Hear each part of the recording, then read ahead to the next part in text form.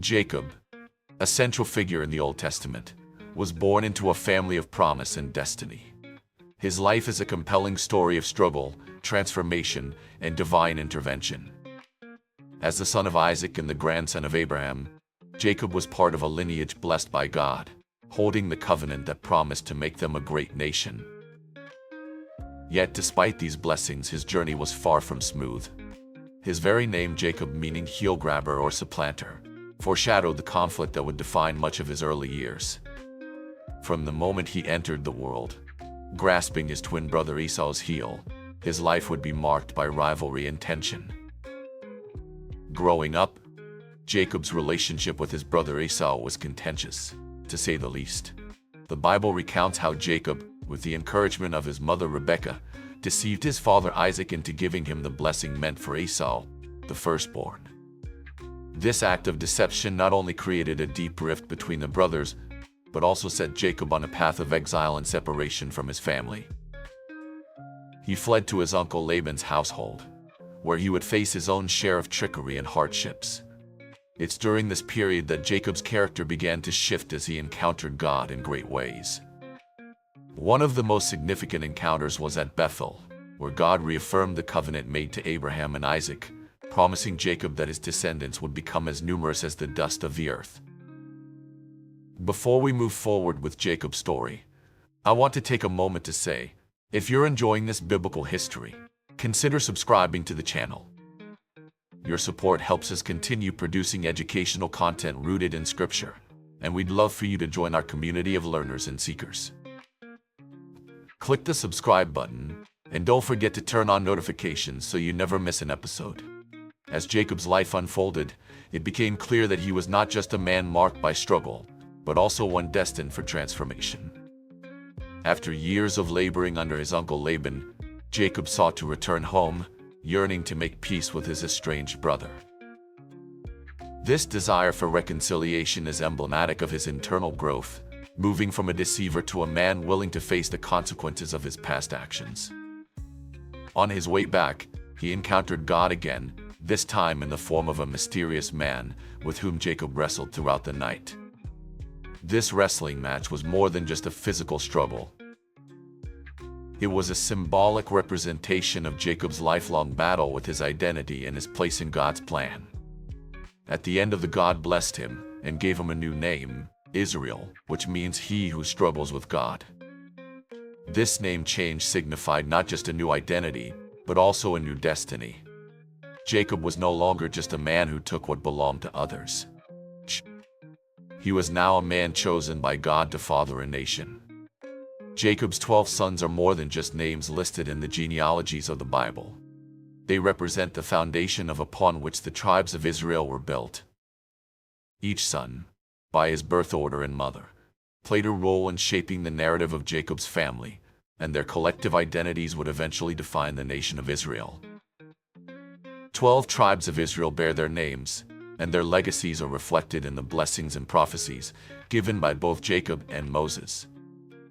To understand their significance, we must first recognize that each son not only contributed to the physical growth of Israel, but also symbolized distinct characteristics, strengths, and challenges that shaped the identity of the nation.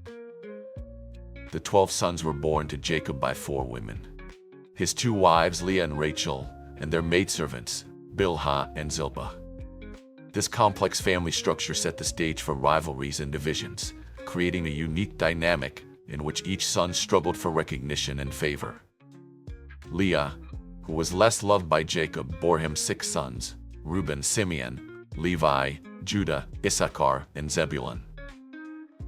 Rachel, Jacob's beloved wife, had 2 sons, Joseph and Benjamin. Bilhah, Rachel's maidservant, gave birth to Dan and Naphtali, while Zilpah, Leah's maidservant, bore Gad and Asher. These 12 men were the forefathers of the tribes that would settle and define the territories of the Promised Land. The significance of these sons goes beyond their familial connections. In many ways, they represented the varied aspects of human nature and the spectrum of experiences found in any large family. There were moments of courage and leadership, as well as episodes of deceit and betrayal. The interactions between the brothers not only set the tone for their relationships, but also symbolized the internal conflicts that would later be seen between the tribes. These early rivalries and alliances foreshadowed the political and spiritual struggles that the tribes of Israel would face as they developed into a nation. Although all 12 were sons of Jacob, not all held equal status or received the same blessings. Reuben, as the firstborn, was entitled to the birthright and a double portion of inheritance. However, his actions disqualified him from that privilege, and leadership passed to others. Simeon and Levi, known for their fierce tempers, lost their position due to acts of violence. Judah, despite being the fourth-born, rose to a place of prominence and leadership, becoming the tribe from which King David and ultimately Jesus Christ would descend.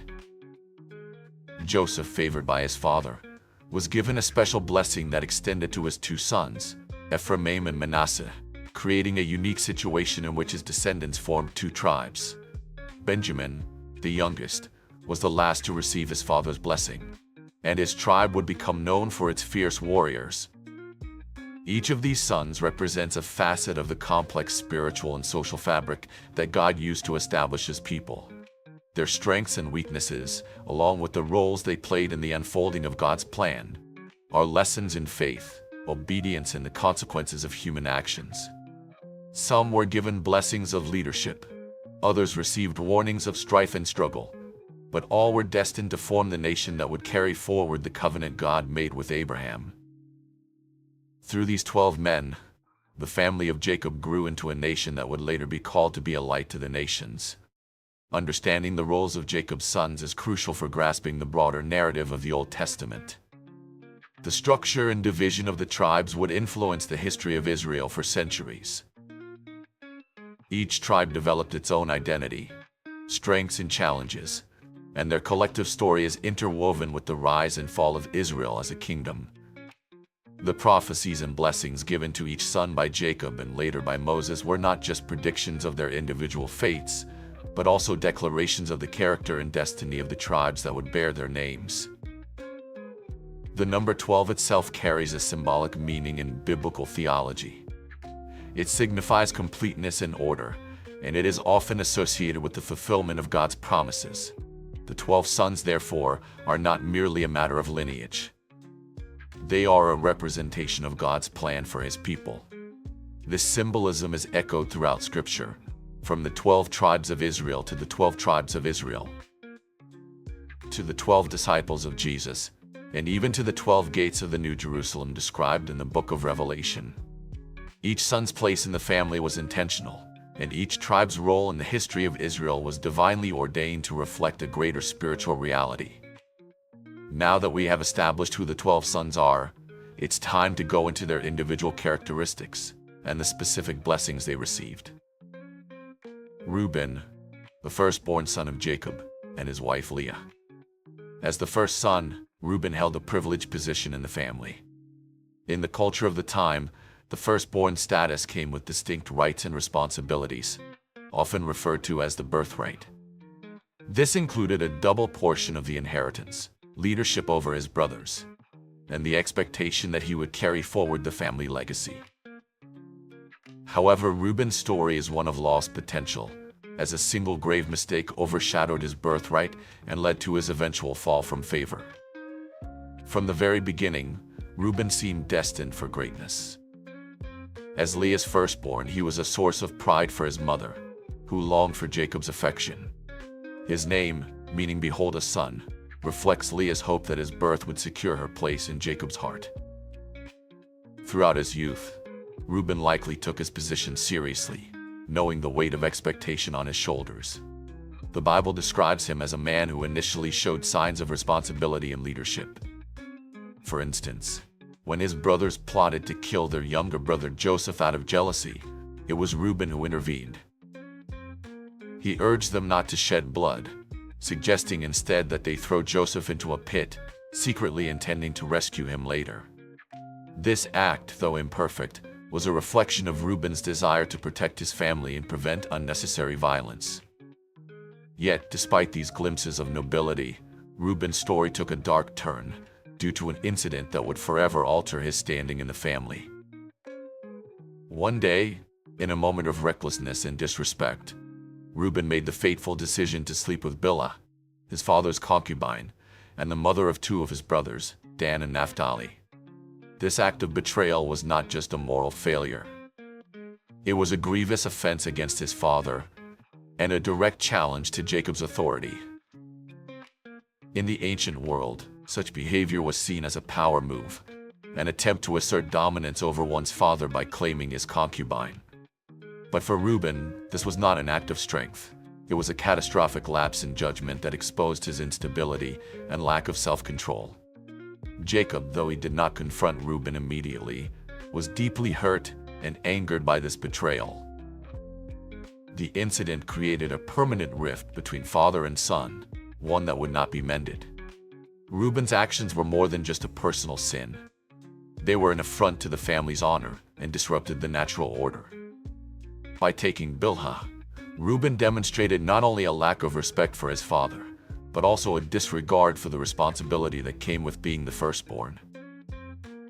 The Bible does not provide much detail about Reuben's thoughts or motivations during this period, but his silence in the narrative that follows suggests a deep sense of guilt and regret.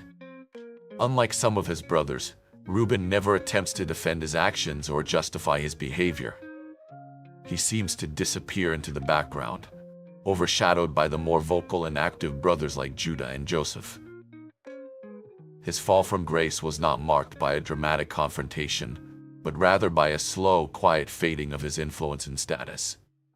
Years later, when Jacob gathered his sons to bless them before his death, he finally addressed Reuben's transgression. In Genesis 49, Jacob's words to Reuben are harsh and heartbreaking. "Reuben, you are my firstborn, my might, and the beginning of my strength, the excellency of dignity, and the excellency of power. Unstable as water, you shall not excel, because you went up to your father's bed. Then you defiled it. He went up to my couch." These words capture the tragedy of Reuben's story. Despite being Jacob's firstborn and a man of great potential, his instability and lack of restraint rendered him unfit for leadership. The phrase "unstable as water" is particularly striking. Water, though essential for life, is also unpredictable and without form. It can be a force of destruction when uncontrolled. Similarly, Reuben's character, though showing promise, lacked the steadiness and strength needed to lead. He had the passion and energy of water, but none of the discipline to channel it productively. His failure was not just in a single act of sin, but in his overall inability to live up to the expectations placed upon him. Reuben's relationship with his father never fully recovered. Although he remained part of the family and continued to live among his brothers, his status was irrevocably diminished. Jacob's final words to him were not a curse, but they were a clear declaration that the rights of the firstborn would no longer belong to him. The leadership and blessing passed on to his brothers, particularly Judah and Joseph. For Reuben, this meant a life marked by what might have been, a story of lost opportunities and unfulfilled potential. Reuben's story, though tragic, serves as a powerful reminder of the importance of character. He began with every advantage: the firstborn status, a father's love, and a position of leadership. Yet, in a moment of weakness, he sacrificed all of it. His downfall was not due to a lack of strength or ability, but rather due to a lack of self-discipline and wisdom. Reuben's life stands as a warning that even the greatest potential can be undone by a single act of recklessness. Simeon, the second son of Jacob and Leah, was born after his older brother Reuben. His name, Simeon, is derived from the Hebrew word meaning heard, reflecting Leah's belief that God had heard her cries for love and recognition from Jacob. Like his brother Reuben, Simeon's story starts with promise, but becomes marked by impulsive actions and a fierce temper.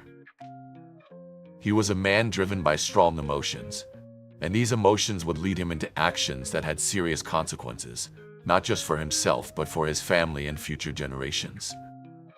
Simeon's temperament and nature are most vividly displayed in one of the earliest and most violent episodes recorded in the Bible involving Jacob's sons, the massacre at Shechem. The event began with Dinah, Jacob's only daughter and Simeon's sister, being defiled by Shechem, the prince of the land. Shechem, smitten with Dinah, sought to marry her after the assault, and his father, Hamor, approached Jacob to propose an alliance between their families. Simeon and Levi, Dinah's full brothers, were furious at the dishonor done to their sister. They believed that such a heinous act demanded more than just a negotiated marriage. It demanded justice, swift and severe. Feigning agreement, Simeon and Levi tricked Hamor and Shechem by suggesting that they would consent to the marriage if every male in the city of Shechem were circumcised. The men of Shechem, eager for the alliance, agreed and underwent the painful procedure. On the third day, when the men were still weakened from the circumcision, Simeon and Levi took their swords and attacked. With ruthless precision, they slaughtered every male in the city, including Shechem and his father Hamor. They then plundered the city, taking its women, children, and possessions as spoils. This act of vengeance shocked not only the people of the region, but also their own father, Jacob.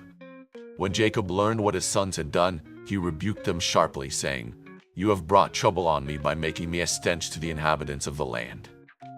My numbers are few, and if they gather themselves against me and attack me, I and my household will be destroyed." But Simeon and Levi were unapologetic. Their response was cold and defiant. "Should he have treated our sister like a prostitute?" This exchange reveals the depth of Simeon's anger and his unyielding sense of honor. But it also highlights his inability to foresee the broader consequences of his actions. In this moment, Simeon's fury overshadowed his judgment. His sense of justice, though understandable, was disproportionate, turning into a brutal massacre that tainted his reputation and cast a shadow over his future. Jacob's fear was not misplaced. Such a violent act could have easily incited neighboring tribes to retaliate. It was only by God's intervention that the surrounding peoples were struck with fear and Jacob's family escaped retribution. But while Simeon and Levi escaped immediate consequences, their father never forgot what they had done.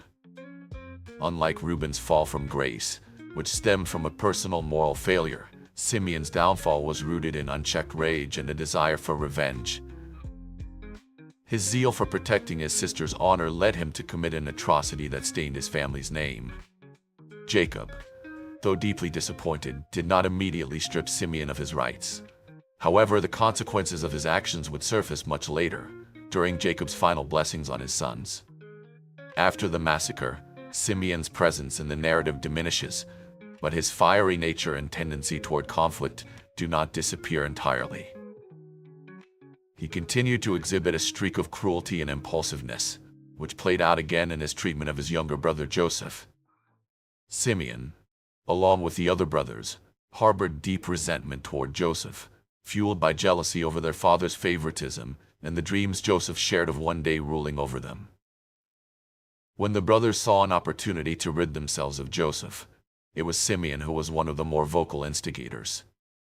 Though Reuben tried to spare Joseph's life, suggesting they throw him into a pit instead of killing him outright, Simeon was among those who decided to sell Joseph into slavery. Sealing his fate and lying to their father about his supposed death, Simeon's role in this betrayal further revealed his harsh and callous nature. It also deepened the division within the family, a rift that would only begin to heal many years later when Joseph, now a powerful ruler in Egypt, confronted his brothers. When the famine drove Jacob's sons to seek grain in Egypt, it was Simeon whom Joseph chose to imprison as collateral while the other brothers returned to Canaan. This was not a random choice. Simeon's past actions had singled him out. Joseph's decision to hold Simeon captive was, in a sense, a mistake, a form of poetic justice for his role in selling Joseph into slavery years earlier. Throughout these events, Simeon's life is a portrait of a man whose emotions consistently clouded his judgment. His devotion to family honor and loyalty, though admirable in some respects, was always expressed through violence and vengeance. He was a man who acted first and thought later, driven by a desire to assert control in situations where he felt his family's dignity was threatened. This fiery nature made him a dangerous ally and a fearsome enemy. Simeon's defining flaw was not just his capacity for anger, but his inability to temper that anger with wisdom and restraint. Unlike his brothers, who despite their flaws showed growth and transformation, Simeon's story is one of rigidity. He remained the same impulsive, hot-tempered man from the beginning, unable or unwilling to learn from his mistakes. His intense need for retribution ultimately cost him the trust and respect of his father, and his reputation as a man of bloodshed followed him for the rest of his days. Levi, the third son of Jacob and Leah, was a man defined by intensity and passion. Along with his older brother Simeon, Levi played a significant role in one of the darkest chapters of Jacob's family history, the massacre at Shechem.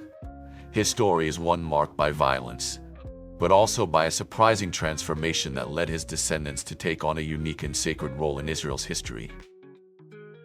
Unlike his brother Simeon, whose anger led only to disgrace, Levi's fervor, though initially destructive, would later be redirected and redeemed for a higher purpose.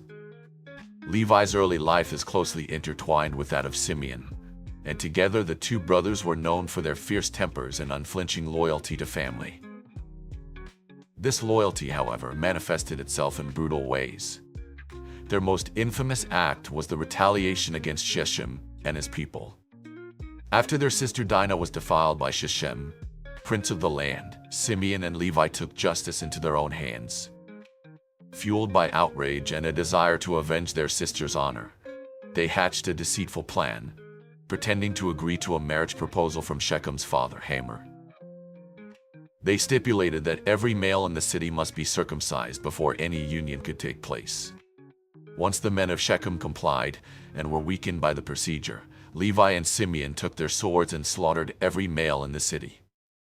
The massacre at Shechem was an act of calculated brutality. It wasn't just about avenging Dinah. It was about making a statement. The brothers looted the city, seized women and children as captives, and took all the livestock and possessions. Levi, in particular, seemed driven by a zealous desire to restore his family's honor, regardless of the cost. But in doing so, he crossed a line that permanently altered his standing with his father Jacob. When Jacob learned of the massacre, he was horrified and furious. Instead of feeling pride for the vengeance exacted, Jacob felt shame and fear. He rebuked Simeon and Levi, saying, "You have made me a stench to the people of this land. I and my household might be destroyed." Levi, however, did not express remorse. Like Simeon, he believed that his actions were justified and necessary. Their fierce response reflected a deeply ingrained sense of family loyalty and honor, but it also revealed a dangerous lack of control. In Levi's eyes, defending his sister's honor was worth any risk, even if it meant defying his father and endangering his entire family. This single-minded zeal defined Levi's early years and cast a shadow over his legacy. Jacob's disappointment in Levi became painfully evident years later, when he delivered his final blessings to his sons. Instead of offering words of praise or promise, Jacob issued a stark condemnation. Simeon and Levi are brothers. Their swords are weapons of violence.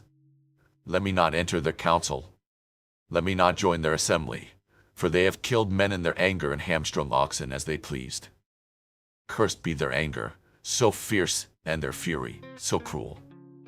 I will scatter them in Jacob and disperse them in Israel. With these words I say to you, Jacob effectively disqualified Levi from any leadership role among his brothers and prophesied that his descendants would be divided and scattered throughout the land. Levi's anger, though sincere in its motivation, was condemned because it was untamed and destructive. His temperament made him a liability, not just to himself but to the entire family.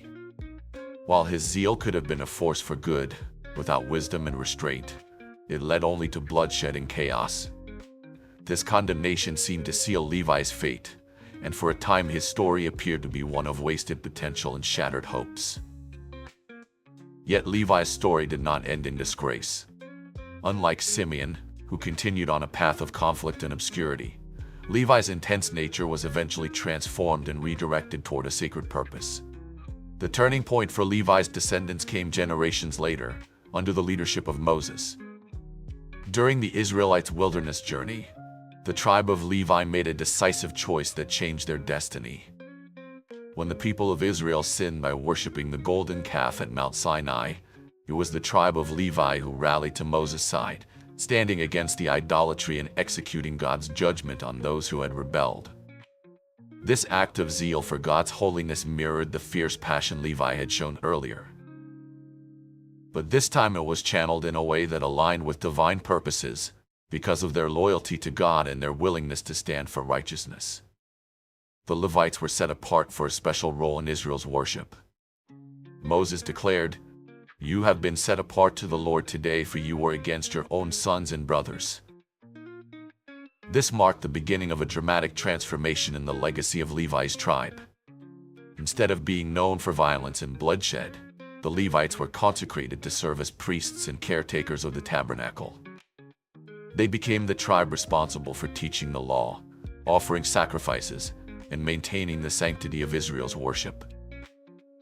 Thus Levi's story, and though initially one of shame and condemnation, became a story of redemption. His descendants, despite the curse spoken by Jacob, rose to become the spiritual leaders of the nation. While the tribe of Levi was indeed scattered and had no inheritance of land like the other tribes, they were given something far more significant: the privilege of serving directly in God's presence. The scattering that Jacob prophesied was fulfilled not as a punishment, but as a means of placing Levites among all the tribes of Israel to teach and uphold the law. Levi's life is a powerful testament to the dual-edged nature of zeal. When left unchecked, his passion led to violence and destruction. But when refined and directed toward God's purposes, it became a source of strength and service. Judah, the fourth son of Jacob and Leah, holds a unique and prominent place in the biblical narrative. His story is one of transformation, from a man marked by serious moral failures to a figure of leadership and redemption. Unlike his older brothers, Reuben, Simeon, and Levi, whose impulsive actions led to their downfall, Judah's journey is one of growth and change, making him an emblem of the power of repentance and the potential for redemption. From his birth, Judah's position in the family was somewhat overshadowed. As the fourth son, he had no immediate expectation of leadership or birthright privileges, which traditionally went to the firstborn. Yet, he was born into a family filled with rivalry and tension. Leah named him Judah, meaning praise, as an expression of gratitude to God after years of struggling to earn her husband Jacob's affection. Judah's early life, like his brothers, was shaped by the complicated dynamics between his parents and the intense competition for Jacob's attention. Judah's first significant appearance in the biblical narrative is during the story of Joseph. When the jealousy and resentment of the brothers boiled over, Joseph, their younger brother and the favorite son of Jacob, had repeatedly provoked them with dreams in which he reigned supreme over them. The brothers' envy turned to hatred, and they conspired to kill him. However, it was Judah who stepped forward and proposed an alternative. Rather than shedding Joseph's blood and having to live with the guilt, they should sell him to passing Ishmaelite traders.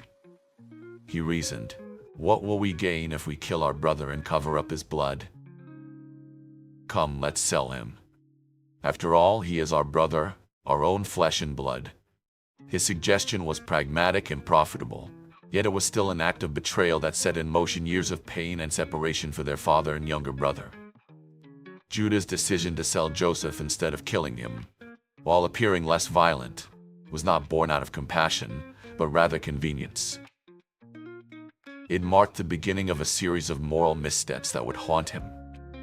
After selling Joseph, the brothers concocted a cruel lie, presenting Joseph's blood-stained robe to their father and allowing him to believe that his beloved son had been killed by a wild animal. Judah, along with his brothers, stood by and watched as their father's grief consumed him. For many years, Judah carried the weight of this deceit, knowing he had played a central role in his father's death, in Joseph's suffering and Jacob's heartbreak. Following this incident, Judah's life took a personal and painful turn. The Bible briefly shifts focus to a chapter that reveals much about Judah's character and his path to redemption. After the events with Joseph, Judah left his brothers and settled in Canaan, marrying a Canaanite woman. He had 3 sons, Onan, and Shelah. But tragedy soon struck. His eldest son, was described as wicked in the eyes of the Lord and was struck down, leaving his wife, Tamar, a widow. According to the custom of levirate marriage, Judah instructed his second son, Onan, to marry Tamar and produce an heir for his deceased brother. Onan, however, refused to fulfill this duty, and the Lord punished him as well, leaving Tamar twice widowed and childless. Fearing for the life of his youngest son, Shelah, Judah withheld him from Tamar, breaking his promise to provide her with a husband. This act of neglect left Tamar in a vulnerable position without a husband or children, a dire situation in ancient times. But Tamar, determined to secure her rights and continue the family line, devised a daring plan. Disguising herself as a prostitute, she waited by the roadside until Judah came by. Not recognizing her, Judah approached her and offered payment for her services, unaware that he was sealing his own fate. When Tamar later revealed that she was pregnant, Judah, not knowing the child was his, condemned her to death for immorality. But in a dramatic confrontation, Tamar presented Judah's seal cord and staff, items he had given as a pledge during their encounter. Suddenly faced with his own hypocrisy, Judah was forced to confront the reality of his actions. In a moment of remarkable honesty, he declared, "She is more righteous than I, since I wouldn't give her to my son Shelah." This confession marked a turning point for Judah. For the first time, he acknowledged his wrongdoing openly and took responsibility for his actions. This encounter with Tamar was pivotal in Judah's life. It was a moment of deep personal failure, but also of humility and repentance. Judah's willingness to admit his sin and recognize Tamar's righteousness demonstrated a change in his character. From this point on, Judah began to emerge as a different man, one who understood the weight of his choices and the necessity of integrity. Judah's transformation became evident years later when famine drove Jacob's family to seek food in Egypt, where an unexpected reunion awaited them. By this time, Joseph, whom they had sold into slavery, had risen to power as the governor of Egypt. When the brothers arrived, not recognizing Joseph, they pleaded for grain, unaware that their fate now lay in the hands of the brother they had betrayed. Joseph, testing his brothers, demanded that they bring Benjamin, the youngest and most beloved son, back to Egypt as proof of their honesty. This demand put Judah in a difficult position. Years earlier, he had willingly sold Joseph into slavery. Now, he was faced with the prospect of losing another brother, one whom his father dearly loved. Judah, however, stepped forward and made a surprising offer. He promised his father that he would personally guarantee Benjamin's safety, saying, "I myself will be surety for him.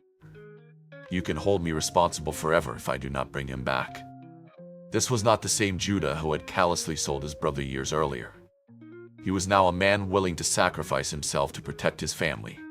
When Joseph, still concealing his identity, orchestrated a scheme to make it appear as though Benjamin had stolen a valuable cup, it was Judah who stepped forward to plead for his brother's life. In one of the most moving speeches in the Bible, Judah offered himself as a slave in place of Benjamin, saying, "Please let your servant remain here as my Lord's slave in place of the boy, and let the boy return with his brothers." His words were filled with concern for his father's suffering and remorse for his past actions. It was a moment of complete self-sacrifice and demonstrated the depth of his transformation. This act of intercession was what finally broke Joseph's resolve. Seeing his brother's willingness to lay down his life for Benjamin, Joseph revealed his true identity and forgave his brothers. Judah's willingness to stand in the gap for Benjamin was a stark contrast to his earlier betrayal of Joseph. It was a sign that he had truly changed and was now capable of the leadership and compassion that Jacob's family so desperately needed. Judah's journey is one of the most powerful examples of perseverance. Personal redemption in the Bible. He began as a man willing to sell his brother and deceive his father, but through painful trials and hard-won repentance, he emerged as a leader willing to sacrifice himself for others. His story is a testament to the transformative power of humility and the ability to change, even after great failures. It's no wonder that Judah's line was chosen for kingship, as he became the ancestor of King David, and ultimately the Messiah, Jesus Christ. Judah received a far different blessing. Judah, your brothers will praise you. Your hand will be on the neck of your enemies. Your father's sons will bow down to you. You are a lion's cub. Judah, you return from the prey. My son like a lion. He crows and lies down. Like a lioness who dares to rouse him. The scepter will not depart from Judah, nor the ruler's staff from between his feet, until he to whom it belongs shall come, and the obedience of the nation shall be his. This blessing signaled Judah's rise to leadership and dominance among his brothers. Jacob foresaw Judah's descendants taking on a royal role, symbolized by the lion, the king of beasts. The reference to the scepter hinted at the line of kings that would come from Judah, culminating in King David, and, ultimately, in the Messiah, Jesus Christ. Judah's tribe would become the leader of the southern kingdom and the heart of Israel's spiritual and political life. Dan, the fifth son of Jacob, was the firstborn of Bilhah, Rachel's maidservant. His name, which means to judge, was chosen by Rachel, reflecting her hope that God had judged her plight and granted her a son through her servant. Rachel's choice to name him Dan was filled with longing and expectation, as she was struggling with her own barrenness at the time. Dan's birth gave her a sense of victory in the intense rivalry with her sister Leah. However, the symbolism behind Dan's name would play out in unexpected ways in his life and the history of his descendants. Dan's role in the family was unique. Born to a concubine, he lacked the status and privilege of Leah and Rachel's sons. Yet despite his lower standing, he is described as one who would judge his people, hinting at a sense of responsibility and authority. However, his story in the Bible is limited, and most of what we know about him comes from the prophecies given by his father Jacob and later by Moses.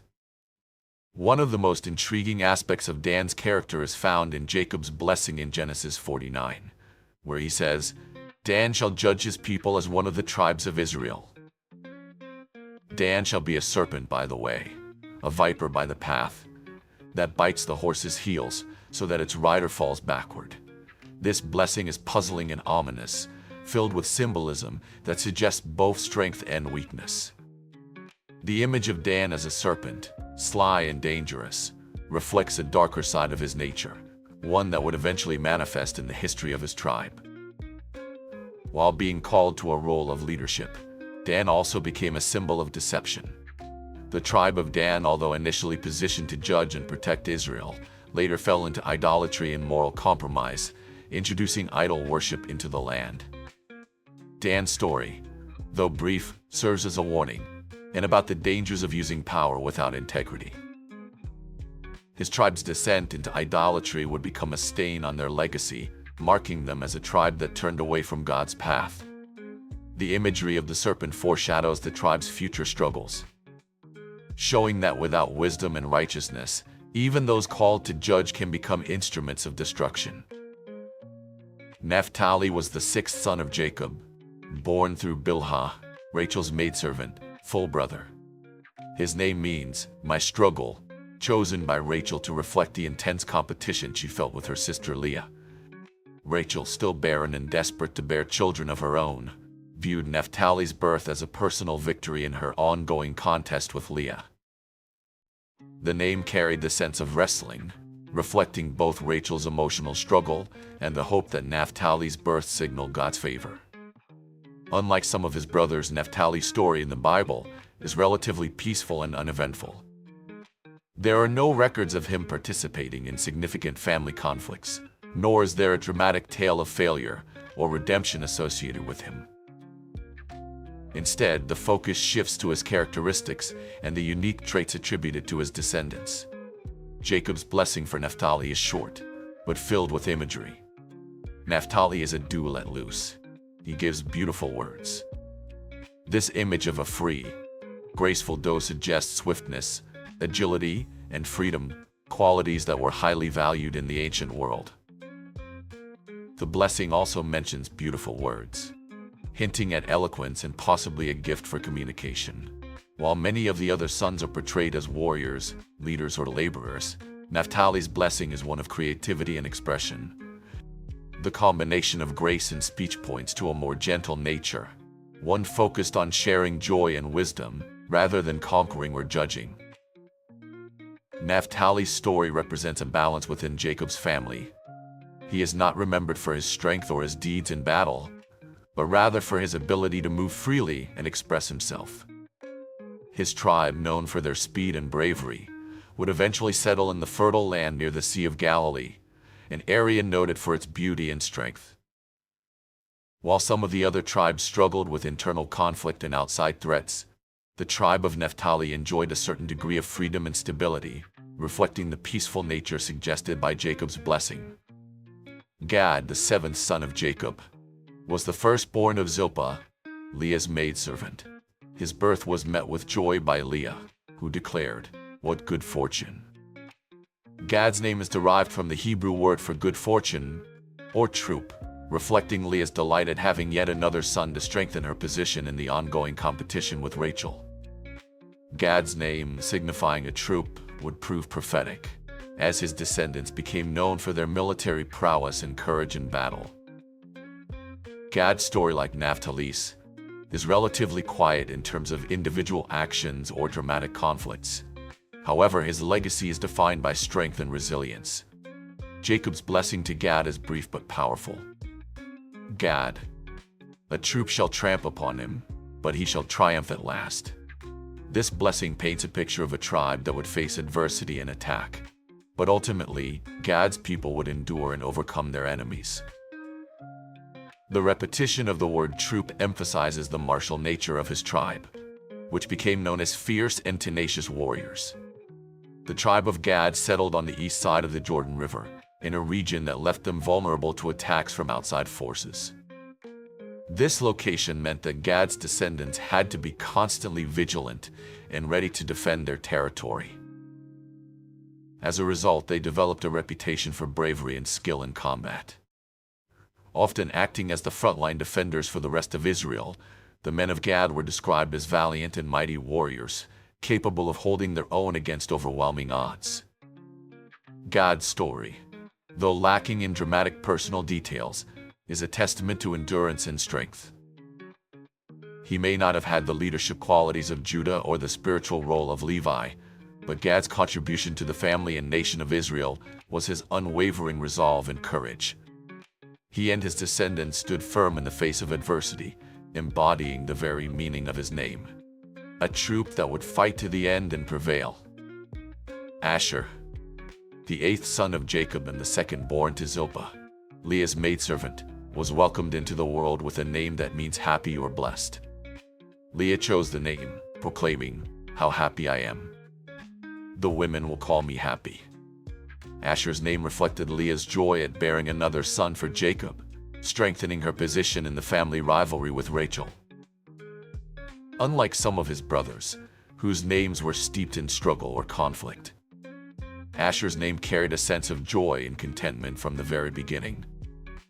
Asher's role in the biblical narrative is relatively understated compared to his more prominent brothers, but the blessings he received were extraordinary. Jacob's blessing over Asher is one of the most positive among his sons. Asher's food will be rich. He will provide delicacies fit for a king.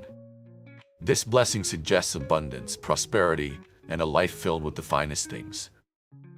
Asher is portrayed as a man of peace and plenty, someone whose descendants would dwell in fertile lands, producing an abundance of food and resources.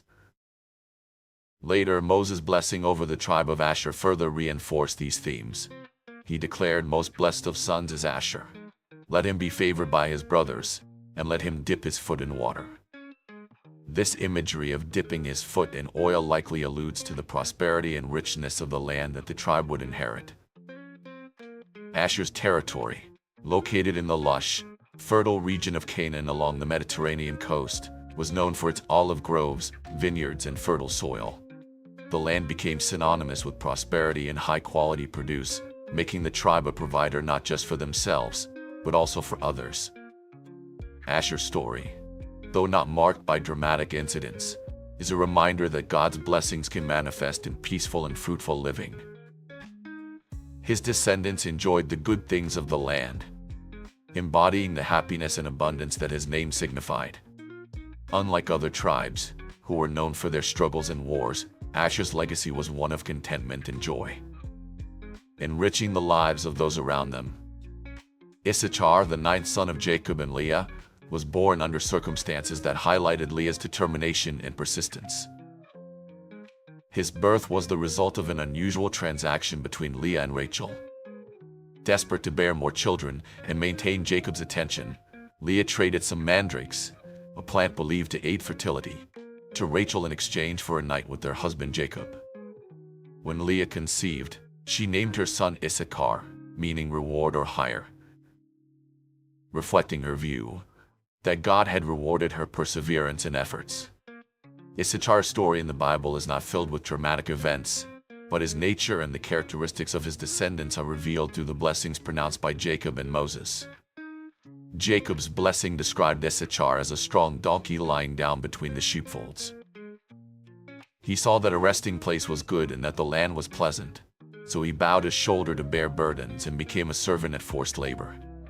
This blessing paints a picture of Issachar as a tribe that is industrious and hardworking, willing to bear heavy burdens and serve others.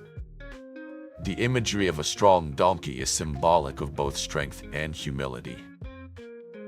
It suggests that Issachar's descendants would value stability and the rewards of diligent labor over ambition and conquest.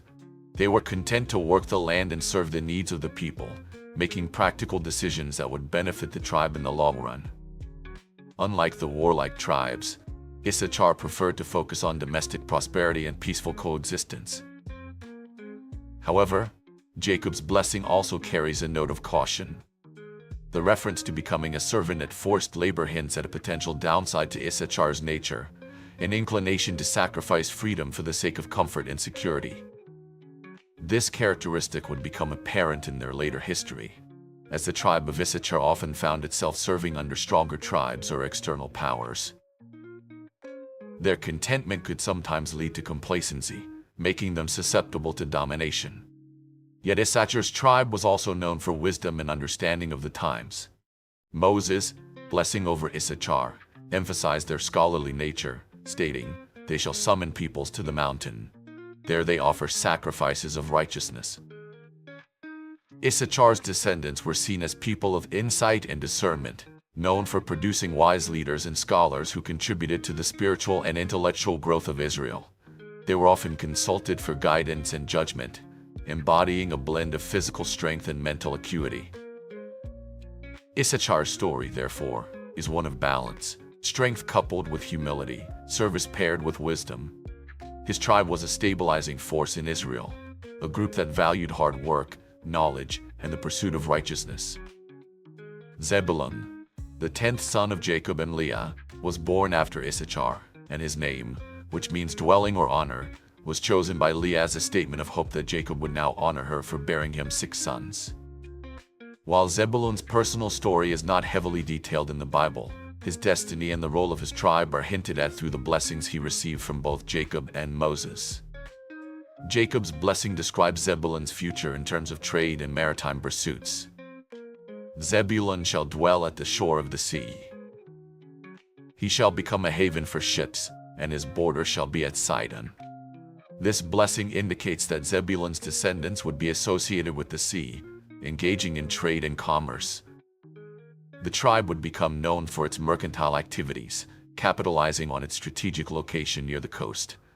This seafaring connection set Zebulun apart from many of the other tribes, whose focus was primarily on agriculture and livestock. Zebulun's proximity to the sea and the trade routes gave them opportunities for wealth and influence. His descendants were not just farmers, but also skilled traders who dealt with various peoples. They played a crucial role in connecting Israel to the outside world, bringing in goods and resources that were otherwise difficult to obtain.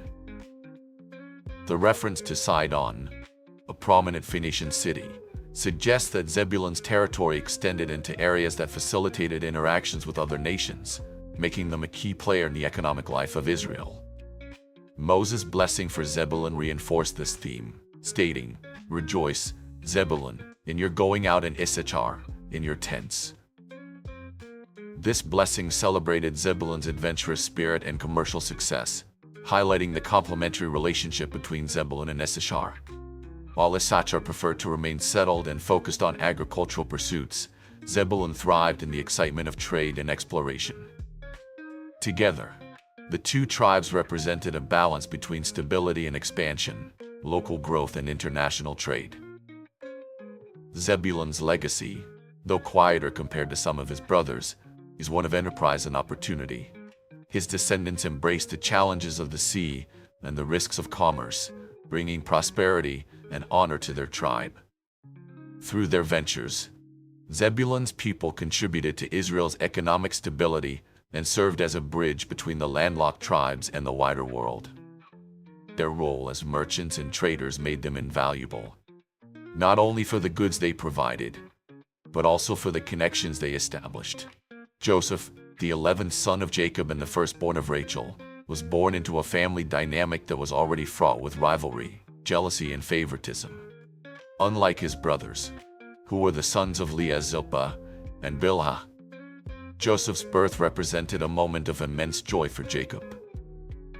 As Rachel, the wife he loved most, had been barren for many years, because of his mother's long struggle to have children, Joseph was cherished and deeply loved by Jacob. This favoritism became immediately evident and was a source of constant tension among the brothers. From a young age, Joseph stood out among his siblings, not only because of Jacob's clear preference for him, but also due to his character and dreams that set him apart. Jacob's affection was displayed openly when he gave Joseph a richly ornamented robe, often referred to as the coat of many colors. This extravagant gift became a physical symbol of Jacob's favoritism, provoking feelings of bitterness and resentment among his older brothers. The robe was more than just a piece of clothing. It was a sign of authority and special status, suggesting that Joseph was being groomed for leadership despite being one of the youngest. The situation was further inflamed by Joseph's dreams. As a teenager, Joseph began to have vivid dreams that foretold a future where he would rise to a position of great authority and his family would bow down to him. In one dream, he saw sheaves of grain, each representing one of his brothers, bowing to his own upright sheaf. In another, the sun, moon, and 11 stars bowed before him, symbolizing his father, mother, and brothers. When Joseph shared these dreams with his family, it only served to deepen his brothers' hatred for him. To them, it was the height of arrogance for the younger brother to claim that he would one day rule over them. Even Jacob, who loved Joseph dearly, was taken aback and rebuked him for the implications of his dreams, though inwardly he pondered what they might mean. As tensions escalated, the brothers' jealousy reached a boiling point. One day, when Jacob sent Joseph to check on his brothers as they tended their flocks far from home, they saw an opportunity to rid themselves of the dreamer once and for all. As Joseph approached wearing his distinctive robe, the brothers conspired against him. "Here comes that dreamer. Come now, let's kill him, and throw him into one of these pits, and say that a wild animal devoured him." But Reuben, the eldest, intervened, convincing them not to kill Joseph outright, but to throw him into a pit instead, secretly planning to rescue him later. However, while Reuben was away, Judah proposed a new plan. Rather than leaving Joseph to die, they should sell him to a group of Ishmaelite traders passing by. This way they would be rid of him without shedding blood, and they could make a profit as well. The other brothers agreed, and Joseph was sold for 20 pieces of silver, betrayed by his own flesh and blood. They stripped him of his beloved robe and handed him over to the traders, who took him down to Egypt as a slave. With Joseph gone, the brothers concocted a cruel lie. They dipped his robe in goat's blood and brought it to their father Jacob, asking him to identify it. "We found this. Is it your son's robe?" they asked, feigning ignorance. Jacob immediately recognized it and was overcome with grief, believing that Joseph had been killed by a wild beast. His sorrow was so great that he refused to be comforted, declaring that he would go to his grave mourning his beloved son. Meanwhile, Joseph's life took a dramatic turn in Egypt. Sold to Potiphar, an officer of Pharaoh, Joseph quickly proved himself to be a man of integrity, skill, and wisdom, even as a slave. His abilities set him apart, and Potiphar entrusted him with the management of his entire household. But just as Joseph began to find a place for himself, disaster struck again. Potiphar's wife, captivated by Joseph's good looks and character, attempted to seduce him. When Joseph refused her advances, out of loyalty to both God and his master, she falsely accused him of assaulting her. Joseph was thrown into prison, seemingly abandoned and forgotten. Yet, even in prison, Joseph's steadfastness and faith did not waver. He found favor with the prison warden, who put him in charge of the other prisoners. It was during this time that Joseph's gift for interpreting dreams came to light. He correctly interpreted the dreams of two of Pharaoh's officials, the cupbearer and the baker, who had been imprisoned. For the cupbearer, Joseph predicted restoration to his position, while for the baker, he foretold execution. Both prophecies came to pass exactly as Joseph had said. Joseph asked the cupbearer to remember him when he was restored, hoping for deliverance from his unjust imprisonment. However, the cupbearer forgot about Joseph, leaving him in prison for 2 more long years. But God had not forgotten Joseph.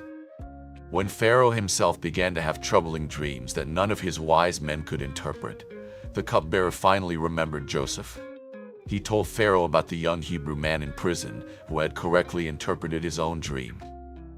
Pharaoh summoned Joseph, and in a single day, his life changed forever. Joseph listened as Pharaoh described his dreams of 7 healthy cows being devoured by 7 gaunt ones and 7 plump ears of grain being swallowed up by 7 thin ones. With God's guidance, Joseph interpreted the dreams. 7 years of abundance would be followed by 7 years of severe famine throughout the land. Impressed by Joseph's wisdom and insight, Pharaoh appointed him as second in command over all of Egypt. Joseph, once a slave and prisoner, was now given authority to oversee the collection and storage of grain during the years of plenty and to manage the distribution during the years of famine. He was given a new name, Zaphanath-Paneah, and married Asenath, the daughter of a prominent Egyptian priest.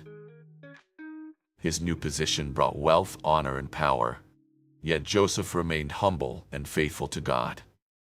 When the famine finally struck, it reached beyond Egypt to the land of Canaan, where Jacob and his remaining sons were struggling to survive. Hearing that there was grain in Egypt, Jacob sent his sons to buy food. Unaware that the powerful Egyptian official they would bow before was none other than their long-lost brother, Joseph. Joseph recognized his brothers immediately, but they did not know him. Rather than revealing his identity, Joseph tested them, wanting to see if they had changed since the day they sold him into slavery.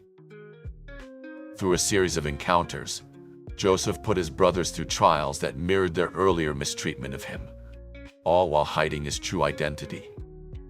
When he finally saw that they were truly repentant, especially Judah, who offered himself as a slave in place of their youngest brother, Benjamin, Joseph could no longer contain his emotions. He revealed himself, saying, "I am Joseph, your brother, whom you sold into Egypt." Overcome with shock and fear, the brothers were silent, expecting harsh retribution. But Joseph, in a remarkable act of forgiveness, reassured them, "Do not be distressed or angry with yourselves, because you sold me here, for God sent me before you to preserve life." Instead of seeking vengeance, Joseph saw the greater purpose behind his suffering. God had used his betrayal and trials to position him to save his family and countless others during the famine. Joseph's story is one of the most powerful illustrations of God's providence, the triumph of character over adversity, and the beauty of forgiveness. He rose from the depths of betrayal and imprisonment to the heights of power and influence, remaining faithful to God through every trial. His ability to forgive his brothers, despite the pain they caused him, stands as a testament to the power of grace and the belief that God can turn even the worst situations into something good. Joseph's blessing, however, stood out among all his brothers. Joseph is a fruitful vine near a spring, whose branches climb over a wall, because of the hand of the mighty one of Jacob, because of the shepherd, the rock of Israel. The blessings of your father are greater than the blessings of the ancient mountains, than the bounty of the age-old hills. Let all these rest on the head of Joseph, on the brow of the prince among his brothers. Joseph's life of suffering and triumph was honored with a blessing of unparalleled favor. His descendants, through Ephraim and Manasseh, would become two powerful tribes receiving a double portion of inheritance. Benjamin, the 12th and youngest son of Jacob, was born under circumstances that were both joyful and heartbreaking. As the second son of Rachel, Jacob's most beloved wife, Benjamin's birth was meant to be a fulfillment of Rachel's deepest longing. Rachel had previously borne Joseph, and Benjamin's birth should have been a moment of triumph for her. But Rachel's joy quickly turned to tragedy, as she experienced a difficult and ultimately fatal labor. With her last breath, she named her newborn son Ben-Oni, meaning son of my sorrow. However, Jacob, overwhelmed by grief, but determined to honor Rachel's memory in a positive way, renamed him Benjamin, which means son of my right hand. This name change signified both Jacob's sorrow and his hope that Benjamin would hold a place of strength and favor in his heart. As the youngest in a large family, Benjamin grew up in a house already marked by jealousy, betrayal, and pain. He never knew his mother, Rachel, whose death during his birth created a void that could never be filled. Instead, Benjamin was raised amidst the lingering grief of his father and the complicated dynamics between his older brothers. He became a symbol of both love and loss, a living reminder of Rachel, the wife Jacob cherished above all others. This connection made Benjamin exceptionally dear to Jacob, even more so after the presumed death of Joseph, Rachel's firstborn.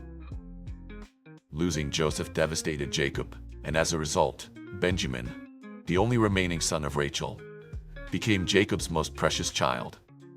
His protective love for Benjamin was intense, and he kept the boy close to him, refusing to let him travel far or take any unnecessary risks.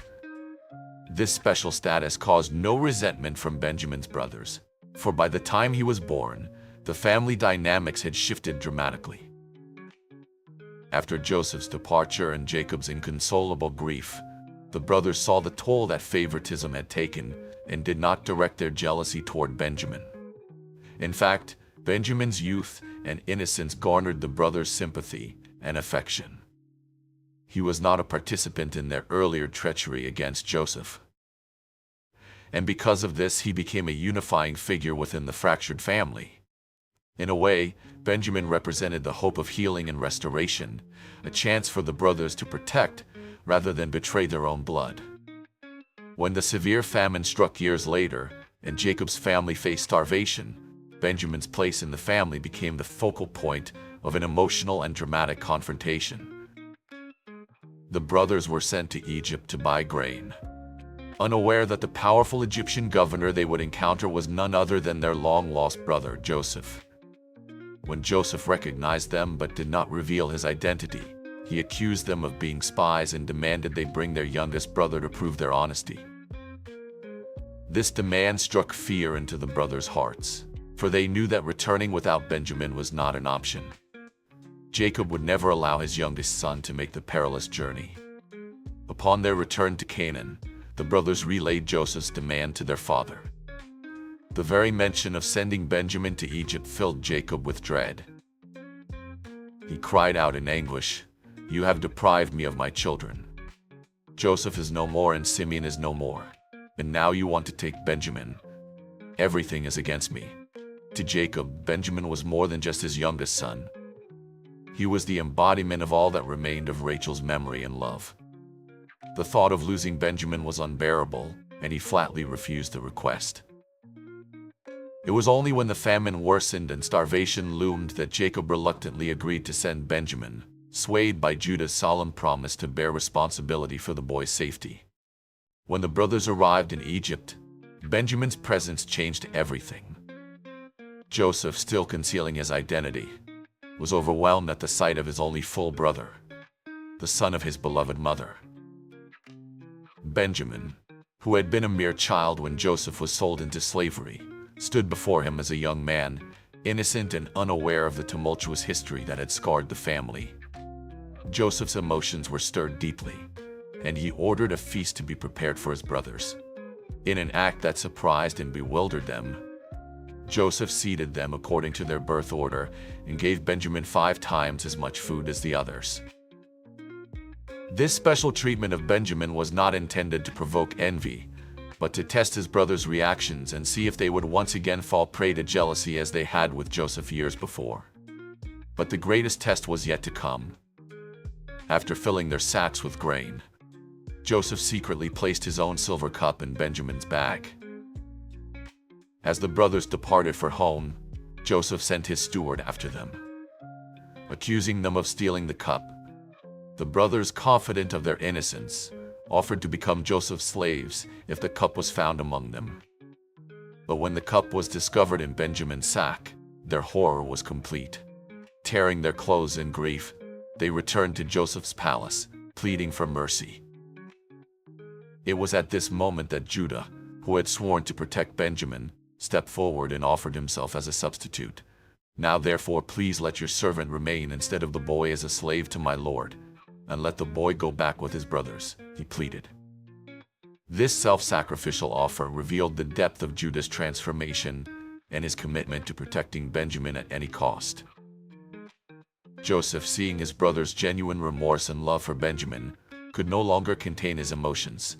He sent everyone out of the room and, weeping loudly, revealed his true identity. "I am Joseph. Is my father still alive?" Stunned and terrified, the brothers were speechless, but Joseph reassured them, embracing Benjamin and weeping on his neck. After so many years of pain and separation, the sight of these two brothers reunited was a moment of healing for the family.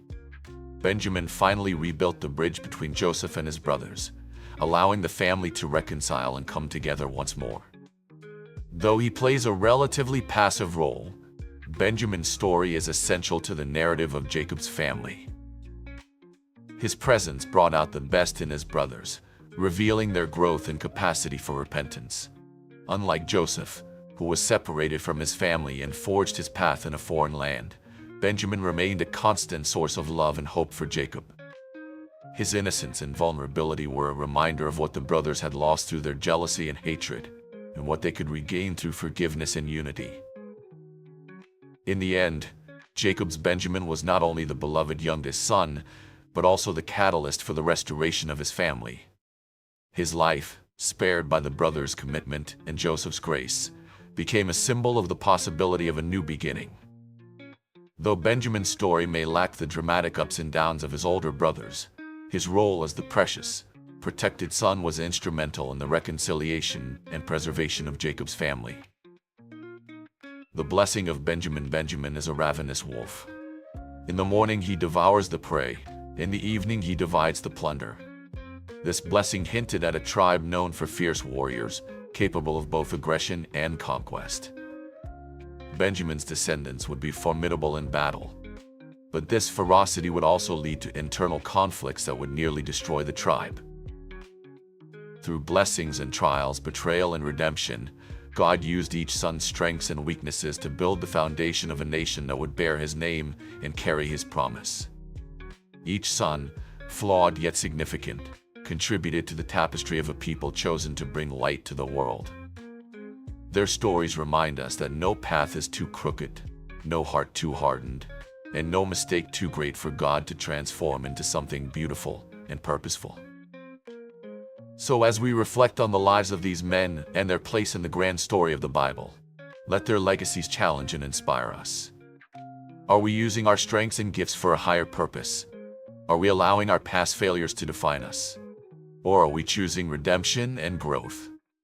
Whether we see ourselves in the turbulent passion of Reuben, the fierce zeal of Levi, or the enduring faith of Joseph, the message is clear. God can take the broken pieces of our lives and turn them and weave them into His greater story. If you've been moved by this journey through the lives of Jacob's sons, don't let it end here. Take a moment to like this video, share it with others who hunger for deeper understanding, and most importantly, subscribe to our channel. Your engagement allows us to continue exploring these timeless truths and helps build a community committed to studying and living out the Word of God. Join us in uncovering more biblical wisdom that can shape our lives today. Together, let's delve deeper, learn more, and apply these lessons to our own journeys of faith. Click subscribe and become part of a family that seeks to grow in wisdom and truth, just as the 12 sons grew into a nation that changed the world.